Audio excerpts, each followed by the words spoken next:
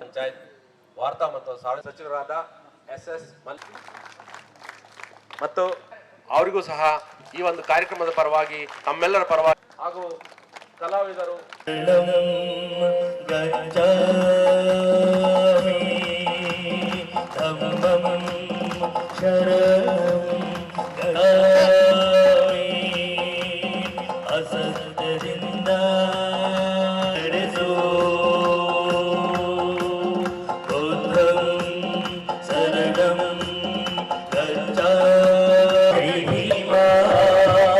ನಮ್ಮೆದೆಯೊಳಗೆ ನೆಲಸೋ ಗುಣಧಾಮ ಚಿರಾಯೋ ಚಿರನೂತನ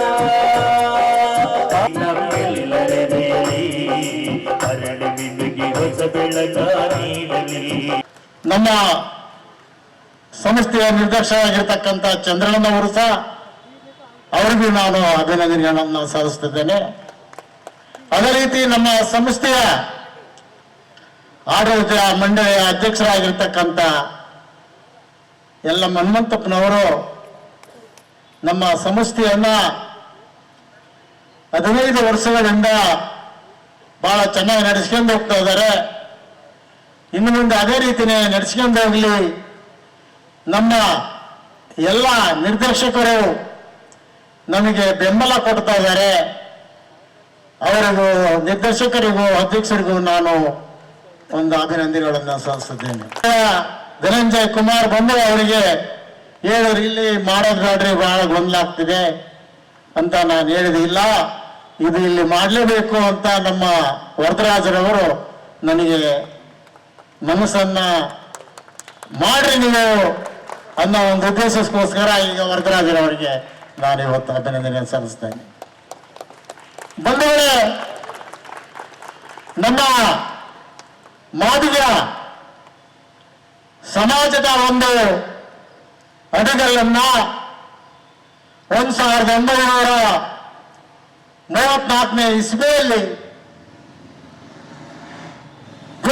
ದೇಶಕ್ಕಾಗಿ ಚಳವಳಿಗೆ ಮುಖಾಂತರ ದಾವಣಗೆರೆಗೆ ಆಗಮಿಸಿದರು ಮಹಾತ್ಮ ಗಾಂಧೀಜಿಯವರು.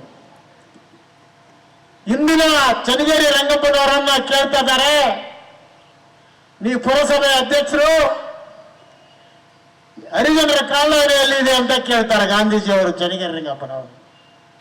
ಮಾಗನೂರು ಬಸಪ್ಪ, ಚನ್ನಗಿರಿ ರಂಗಪ್ಪ ಅವರು ಏಕೆ ಕಾಲೋನಿಗೆ ಕರ್ಕೊಂಡು ಹೋಗಿ 5ನೇ ಕ್ರಾಸ್ನಲ್ಲಿ ಇರ್ತಕ್ಕಂಥ ದೇವಸ್ಥಾನದಲ್ಲಿ ಕುಂದಿರಿಸಿ ಅವಾಗ ಗಾಂಧೀಜಿ ಕೇಳ್ತಾರೆ, ನಿಮಗೆ ಒಂದು ಹಾಸ್ಟೆಲ್ ಎಲ್ಲಿದೆ ಅಂತ ಕೇಳಿದಾಗ, ಹಾಸ್ಟೆಲ್ ಇಲ್ಲ ನಮಗೆ ಹಾಸ್ಟೆಲ್ ಮಾಡಿಕೊಡ್ರಿ ಅಂತ ಕೇಳಿದಾಗ ಗಾಂಧೀಜಿಯವರಿಗೆ ಅಲ್ಲೇ ಆದೇಶ ಮಾಡ್ತಾರೆ.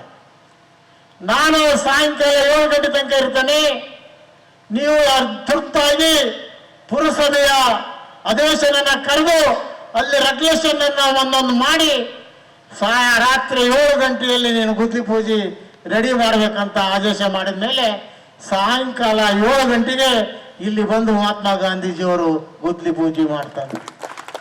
ಅದು ನಮ್ಮ ಪುಣ್ಯ. ಅದರಂತೆ 37ರಲ್ಲಿ ಮೈಸೂರಿನ ದಿವಾನರಾಗಿರ್ತಕ್ಕಂಥ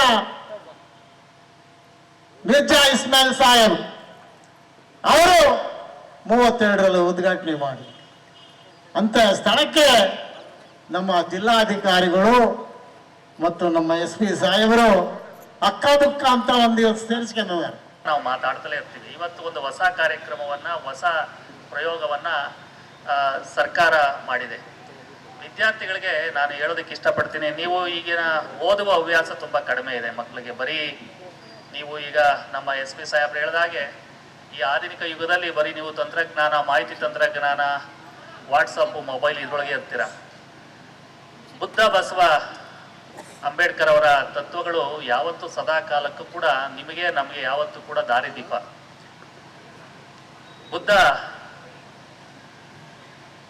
ಬಿಫೋರ್ ಇಂಡಿಪೆಂಡೆನ್ಸ್ ಅಂದರೆ ನಮ್ಮ ಪ್ರಾಚೀನ ಭಾರತದ ಇತಿಹಾಸ ಪುಟಗಳಲ್ಲಿ ಸಮಾನತೆಯನ್ನ ಸಾರದ ಮಹಾನ್ ಚೇತನವಾದರೆ, ಬಸವಣ್ಣನವರು ಮಧ್ಯಕಾಲೀನದಲ್ಲಿ ಸುಮಾರು 12ನೇ ಶತಮಾನದಲ್ಲಿ ನಮ್ಮ ಭಾರತದ ಇತಿಹಾಸವನ್ನು ನಾವು ಮಾಡಿದಾಗ ಪ್ರಾಚೀನ ಭಾರತ, ಮಧ್ಯ ಭಾರತ ಮತ್ತು ಆಧುನಿಕ ಭಾರತ ಅಂತ ಮಾಡಿದಾಗ ಹಾಸ್ಟೆಲ್ಗಳಲ್ಲಿ ನಾವು ವಿಚಾರ ಸಂಕಿರಣಗಳನ್ನು ವಚನದ ಬಗ್ಗೆ ಮತ್ತು ದಲಿತ ಸಾಹಿತ್ಯದ ಬಗ್ಗೆ ಮತ್ತು ಬಂಡಾಯ ಸಾಹಿತ್ಯದ ಬಗ್ಗೆ, ಹಳಗನ್ನಡ ಸಾಹಿತ್ಯದ ಬಗ್ಗೆ ನಾವು ವಿಚಾರ ಸಂಕಿರಣಗಳನ್ನು ಮಕ್ಕಳಿಗೆ ಊಟದ ಜೊತೆಯಲ್ಲಿ ನಾವು ಇಟ್ಕೊಂಡು ಮಾಡಿದಾಗ ತುಂಬ ಚೆನ್ನಾಗಿ ತಲುಪ್ತಿರ್ತಕ್ಕಂಥ ಯೋಜನೆಯನ್ನು ಮಾಡ್ಕೊಂಡಿದ್ದೀವಿ. ಇದು ಶಾಲಾ ಪರೀಕ್ಷೆಗಳು ಮುಗಿದ ನಂತರ ಹೊಸ ವರ್ಷದ ಆರಂಭದಲ್ಲಿ ಮಾಡೋರು ಅಂತ ಯೋಚನೆ ಮಾಡಿದ್ದೀವಿ. ಇನ್ನು ಬಸವಣ್ಣನವರ ಚಿಂತನೆಗಳನ್ನು ಬಿಟ್ಟರೆ ನೆಕ್ಸ್ಟ್ ಬರೋದು ನಮಗೆ ಗಾಂಧಿಯವರ ಚಿಂತನೆಗಳು ಮತ್ತು ಅಂಬೇಡ್ಕರ್ ಅವರ ಚಿಂತನೆಗಳು. ಅಲ್ಲಿ ನೀವು ಸ್ವತಂತ್ರ ಪೂರ್ವ ಮತ್ತು ಸ್ವತಂತ್ರ ನಂತರದ ನೀವು ಚಿತ್ರಣವನ್ನು ನೋಡಿದ್ದೇ ಆದರೆ, ಇವತ್ತು ಬ್ರಿಟಿಷರನ್ನು ತೊಲಗಿಸಿ ನಮ್ಮ ದೇಶದಿಂದ ಹೊರಗಡೆ ಕಳಿಸಿ ನಮಗೆ ಸ್ವಾತಂತ್ರ್ಯವನ್ನು ಕಟ್ಟಿಕೊಟ್ಟಂಥ ಎಷ್ಟು ಚೇತನಗಳಿದ್ದಾವೆ, ಅವರ ಚೇತನಗಳ ಒಂದು ಶಕ್ತಿ ಏನಿದೆ ಮತ್ತು ಅವರ ತ್ಯಾಗ ಏನಿದೆ, ಆ ತ್ಯಾಗ ಬಲಿದಾನದ ಇದರಿಂದ ನಮಗೇನು ಬಂತು? ಸ್ವಾತಂತ್ರ್ಯ ಬಂತು.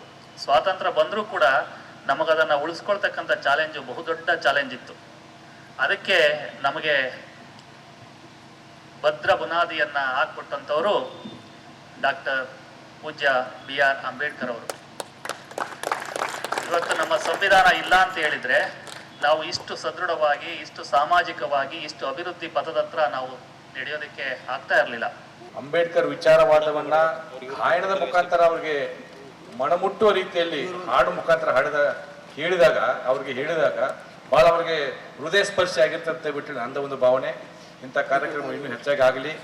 ಎಲ್ಲ ಅಂಬೇಡ್ಕರ್ ಅವರ ವಿಚಾರಧಾರಿಗಳು ತಾವೆಲ್ಲ ತಿಳ್ಕೊಳ್ಳಿ, ಸಮಾಜದಲ್ಲಿ ಸಮಾನತೆ ಇರಲಿ, ಸಮಾಜದಲ್ಲಿ ಏಕತೆ ಇರಲಿ, ಸಮಾಜ ನಾವೆಲ್ಲರೂ ಒಂದು ಅಂತ ಹೇಳ್ಬಿಟ್ಟು ಭಾವನೆ ಬಂದಾಗ ಮಾತ್ರ ಭಾರತ ಏಕತೆಯನ್ನ ಮೆರಿಬೇಕಾಗುತ್ತೆ. ಏಕತೆಯಿಂದಲೇ ನಾವು ನಮ್ಮ ದೇಶವನ್ನ ಒಂದು ಸದೃಢ ಡೆವಲಪ್ಡ್ ನೇಷನ್ ಆಗಿ ಮಾಡಕ್ಕೆ ಸಹಕಾರ ಆಗುತ್ತೆ ಅಂತ ಹೇಳಿ ಈ ಸಂದರ್ಭದಲ್ಲಿ ತಿಳಿಸ್ತಾ ನಮಗೆಲ್ಲ ಕಾರ್ಯಕ್ರಮಕ್ಕೆ ಆಗಮಿಸಿ ಕಾರ್ಯಕ್ರಮ ವಿಧಾತ ಅನ್ನುವಂಥ ಕಾರ್ಯಕ್ರಮ, ಧ್ವನಿ ಬೆಳಕಿನ ಕಾರ್ಯಕ್ರಮವನ್ನ ಮತ್ತು ಉಪಾಸನೆಯ 1949ನೇ ಇಸವಿಯ ನವೆಂಬರ್ ತಿಂಗಳ 26ರಂದು ಈ ಸಂವಿಧಾನವನ್ನ ನಮಗೆ ನಾವೇ ಅರ್ಪಿಸಿಕೊಂಡು ಅಂಗೀಕರಿಸಿ ಶಾಸನವಾಗಿ ಮಾತುಗಳು ಇದೀಗ ತಮ್ಮ ಮುಂದೆ ಜೋರಾದ ಚಪ್ಪಾಳೆಗಳೊಂದಿಗೆ ದಲಿತ ಪರ ಸಂಘಟನೆಯ ವಿವಿಧ ನಾಯಕರು